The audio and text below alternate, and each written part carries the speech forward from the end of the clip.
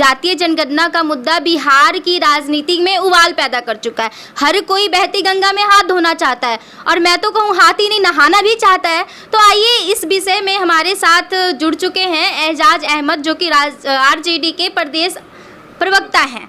तो आइए जानते हैं कि सर ये राष्ट्रीय जो जातीय जनगणना का ये मुद्दा है क्या है। ये देखिए, जातीय जनगणना मुद्दा नहीं है, बल्कि ये 1931 के बाद 90 बरस हो गया, अब तक इसकी संख्या का निर्धारण नहीं हुआ कि भारत में कौन कौन सी जातियां कितनी संख्या में हैं।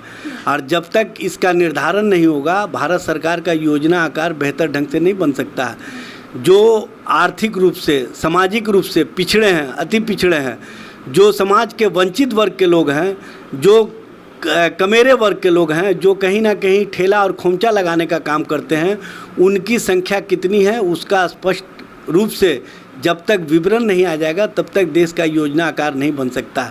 इसमें गंगा नहाने की कोई बात नहीं है। मामला ये है कि जो भारत का संविधान है उसमें मामला निहित है कि जो हमारे यहाँ जातीय व्यवस्था है उस व्यवस्था को इंगित करने के लिए, स्पष्ट करने के लिए संख्या का निर्धारण होना आवश्यक है। इसमें सभी जाति के लोगों को फ़ायदा होगा और ये भी पता चल सकेगा कि उनकी संख्या कितनी है, उनको राजनीतिक हिस्सेदारी कैसे मिल रही है, सामाजिक हिस्सेदारी कैसे मिल रही है, उनकी आर्थिक उन्नति के लिए सरकार का योजना आकार क्या है, ये स्पष्ट हो जाएगा। इसमें बिहार सरकार के ओर से माननीय मुख्यमंत्री श्री नीतीश कुमार जी के नेतृत्व में जो शिष्टमंडल गया, माननीय नेता प्रतिपक्ष श्री तेजस्वी प्रसाद यादव की प्रेरणा से, ये माननीय मुख्यमंत्री नीतीश कुमार जी ने प्रधानमंत्री के सामने स्पष्ट रूप से कहा कि आज जो डेलीगेट्स मिलने आया है भारत सरकार से, उसमें तेजस्वी जी का बड़ा योगदान है।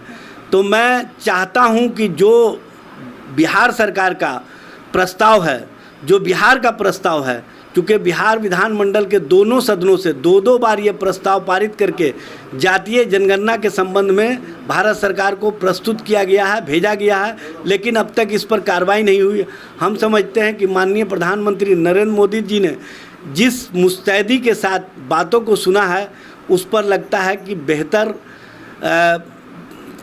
परिणाम आएगा और जातीय जनगणना के संबंध में वो बेहतर फैसला लेने का काम करेंगे। ऐसे तो व्यक्तिगत प्रश्न नहीं करना चाहिए, पर जब व्यक्तिगत चीज़ें जब सार्वजनिक हो जाती हैं तो सवाल आ ही जाते हैं जहन में।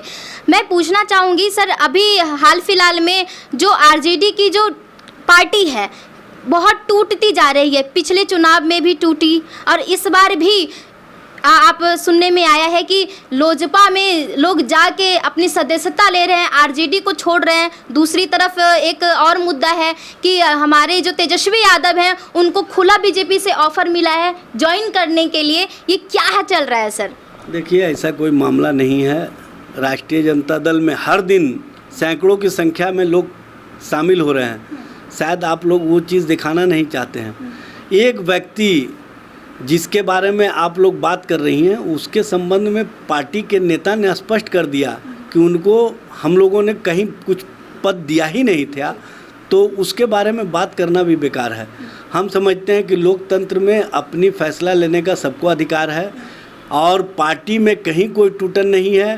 पार्टी के नेता पूरी मजबूती के साथ, पूरी मुस्तैदी के साथ अपने कार्यकलाप में लगे हुए हैं और आप देख रहे हैं कि जो राष्ट्रीय जनता दल का आंदोलन हो रहा है, जो राष्ट्रीय जनता दल का कार्यक्रम चल रहा है, उस पर केंद्र सरकार भी कहीं ना कहीं झुकने का काम कर रही है।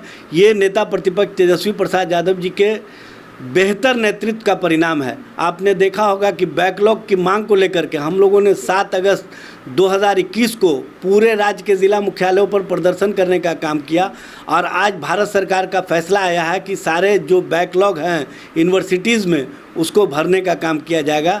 ये राष्ट्रीय जनता दल की जीत है, ये नेता प्रतिपक्ष की जीत है और इसको अन्यथा में ले जाने का काम नहीं करें। चूँकि भारतीय जनता पार्टी और जनता दल यू अपने यहाँ के अंतर्कला को छुपाने के लिए इस तरह के मामले को प्रचार और प्रसार कर रही है। कहीं कोई मामला नहीं है राष्ट्रीय जनता दल में। राष्ट्रीय जनता दल श्री लालू प्रसाद जी के विचारों को आगे लेकर के बढ़ने का काम कर रही है और सामाजिक न्याय, धर्मनिरपेक्षता का जो मौलिक सिद्धांत है उसके अनुसार आगे बढ़ रही है। जी सर, हाल फिलहाल में अभी हमारी पर्यावरण मंत्री से बात हुई तो उनके अकॉर्डिंग और केंद्र सरकार ने भी प्रमोट किया है इलेक्ट्रिकल व्हीकल्स को प्रमोट किया, पर्यावरण को मद्देनजर रखते हुए अमृत महोत्सव चलाया जा रहा है। आरजेडी का कितना सपोर्ट मिल सकता है? देखिए, सब लोग चाहता है कि पर्यावरण दूषित होने से देश बचे, बिहार बचे, लेकिन सिर्फ कह देने भर से नहीं होगा। ये उज्ज्वला योजना चलाए, आज स्थिति क्या है, ये हर दिन गैस सिलेंडर का दाम बढ़ा रहे हैं। कहते थे कि हम महिलाओं के आंखों में आंसू नहीं आने देंगे, अब तो महिला के आंखों से जो आंसू का धार बह रहा है वो पूरा किचन उनका भीग चुका है। ये भारत सरकार को स्पष्ट करना चाहिए कि उज्ज्वला योजना में आपने सिर्फ गैस सिलेंडर फ्री दे दिया, लेकिन उस गैस को भरवाने के लिए पैसा कहाँ से लाएंगे।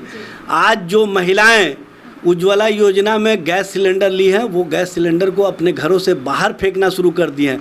उस गैस सिलेंडर को काट करके कहीं ना कहीं कोयले और लकड़ी से चूल्हा बना करके उस पर अपना घर का खाना बना रही है। ये पर्यावरण को सबसे ज़्यादा दूषित करता है। इस पर भारत सरकार को सोचना चाहिए। भारत सरकार को चाहिए कि जो पेट्रोलियम का दाम बढ़ रहा है उसको रोकने का प्रयास करें, उसको रोकने के लिए क्या कारगर उपाय है इसको बताने का काम करें। और जहाँ तक इलेक्ट्रिक मतलब जो व्हीकल्स है उसके लिए प्रमोटिंग का सरकार की ओर से क्या कार्यक्रम चल रहा है, उसकी ओर से सब्सिडी का क्या कार्यक्रम चल रहा है, ये भी स्पष्ट करना चाहिए।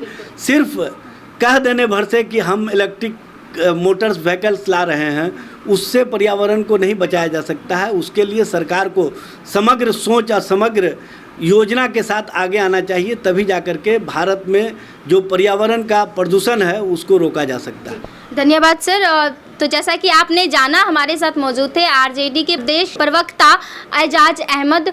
उन्होंने बताया कि क्या क्या कैसे कैसे घमासानों से लेके समाधानों तक हम पहुँचे। समाधान भी हम लोगों ने जाना और ये भी जाना कि किस तरीके से एक दूसरे को हम सपोर्ट कर सकते हैं और कंधे से कंधा मिला के ये जो अमृत महोत्सव 75वीं स्वतंत्रता दिवस के अवसर पे मनाया जा रहा है, इसमें हम अपना योगदान किस तरीके से दे सकते हैं। इसी के साथ देखते रहिए मघी आवाज़, यानी आपकी आवाज़। मैं विदा चाहूँगी आपसे, ज्योति सिंह, कैमरामैन संजय सिंह के साथ।